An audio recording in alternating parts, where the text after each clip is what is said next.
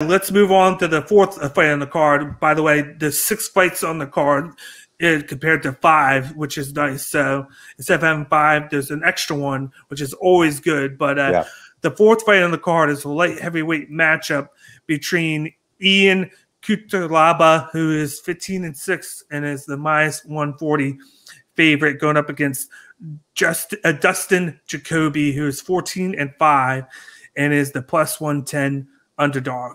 How do you feel about this fight? This is a matchup like we see on a lot of these cards where the 2 records are going in an opposite direction. On one side, you have Cutelaba, who is looking to get his first win since 2019, and just Dustin Jacoby, who is looking to score his 5th win in a row. For Ian, this must be a welcomed opponent since his last 2 fights were against the same fighter, and then he had to battle COVID, and there's a lot of layoffs for Ian in the last year and a half. And I'm sure he's looking forward to fighting somebody new, especially an orthodox fighter who is unlikely to shoot for a bunch of takedowns. For Jacoby, he's going to be more of the stand-up kickboxer, looking for the knockout. And I'd like to see Ian utilize his Greco-Roman wrestling background to kind of wear Jacoby down. I know you were talking about that earlier in the previous fight. Lay on you, point fight from the bottom, control the ground. But with this fight, I'm actually going to go with Jacoby by 2nd round KO, another underdog pick, because every time I pick Ian Cutelaba, he loses, and I feel like I am his Achilles heel. So I'm going to go against him with this one and take the underdog. I don't know what's in the water with us today, but you read my mind with this matchup as well. So I'm going in the same direction as you. But we got Ian Cutelaba, who his last fight got beat in a rubber matchup against Magomed Ankalaev. He complained about the matchup, and he just got completely destroyed by one of Habib's henchmen, is what I would say. Nice. And then you got Dustin Jacoby. If you know his story, it's a really good story.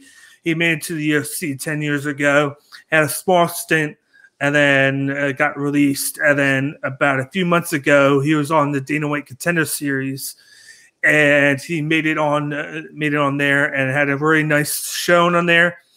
Got a contract. Had his first fight back in 10 years, and now he's getting booked into this with Ian Cutelaba. He had a great showing in that fight, and he's a knockout guy. He's a guy has a little bit of boxing background. When he throws down. He knows exactly what he's doing. He's sold into that at his age, so he's not taking anything for granted this time. But Cutelaba is 6'1", 205. He has a southpaw stance. He gets 5.10 significant strikes per minute.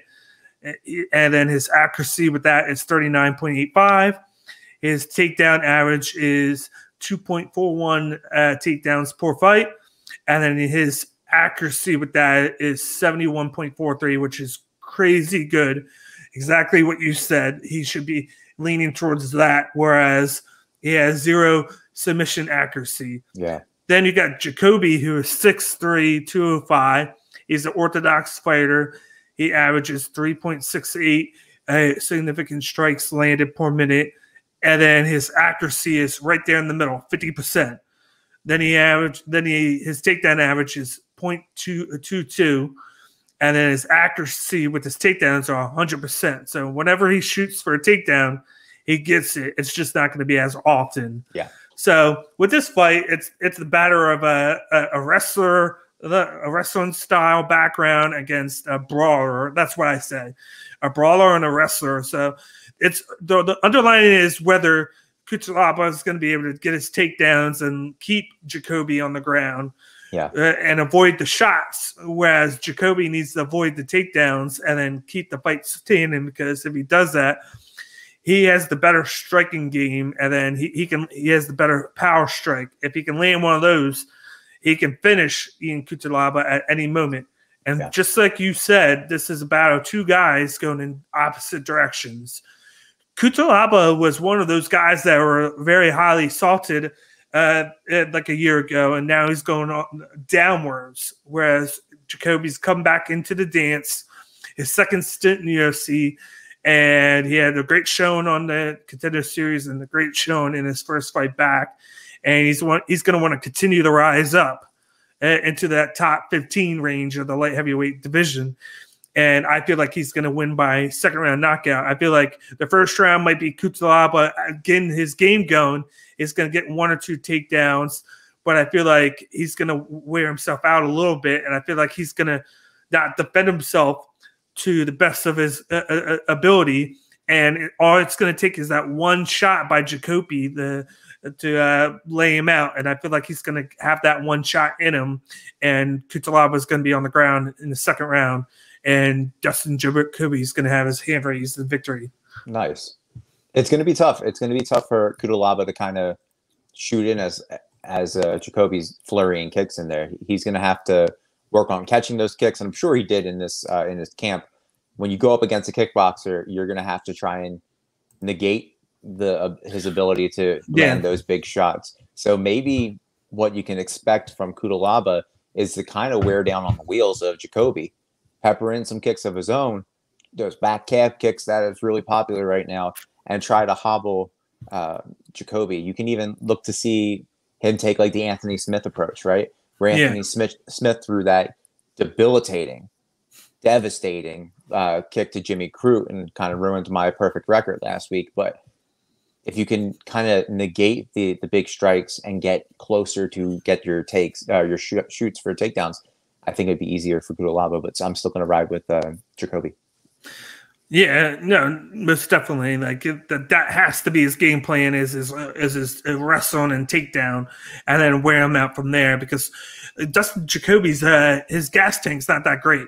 Yeah, but he usually tries to manage it. Like once you get past round 2, like he's basically tired. So I don't know, like if you can wear him out with the takedown in round 1, and then just kind of coast round 2. And then avoid the shot going into round 3. Unless you can knock Jacoby out, that's your best path to victory is to do that. Because by round 3, because you wore him out with the takedown and smothering him in the first round, and then he probably tries to go gutting for you in the second round, he's going to have nothing left in the tank. I just feel like he's going to slip up in round 2, and that's where Jacoby is going to catch him. Yeah, and we haven't seen a lot of different approaches to opponents from Cutelaba because he has fought Magomed twice. So I'm looking forward to see him against somebody else that's not Magomed.